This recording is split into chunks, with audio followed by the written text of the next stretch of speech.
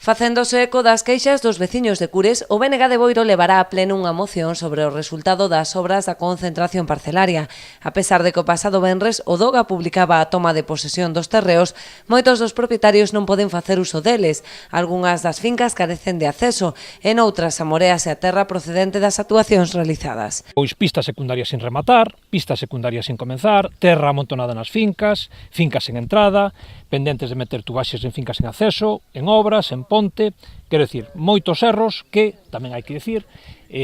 a Xunta no resto do país, polo que sabemos por outros compañeiros do BNG no resto do país, pois se está deixando tamén desta maneira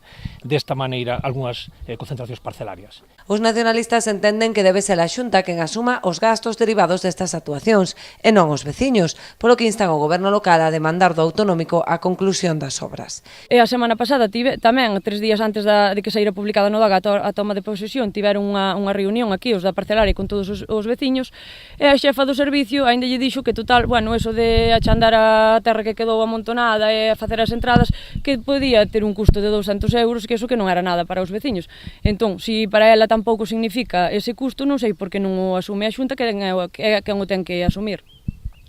Entón, dende o BNG de Boiro, fixemos unha moción para presentar no Concello para que o goberno local do PP de Boiro pois mire polos veciños e se responsabilice instando á Xunta para que a Xunta sexa quen asuma ese gasto de facer todos os accesos e as entradas a todas as fincas. Lembran dende o BNG que cando se iniciou a actuación designouse unha comisión de seguimento para asesorar o equipo técnico. Sen embargo, e visto o resultado, os seus criterios apenas se tomaron en consideración. E resulta que a esa comisión fíxoselle moi pouco caso e é así que quedaron cousas sin facer e outras que se empezaron e non están feitas. Me refiro, por exemplo, á ponte de Loxo, que quedaron de facela e está sin facer, como moitas outras cousas que, bueno, incluso chegaron a amenazar a algún compoñente desa comisión precisamente por non estar de acordo do que estaban facendo e, bueno, é cuestión de que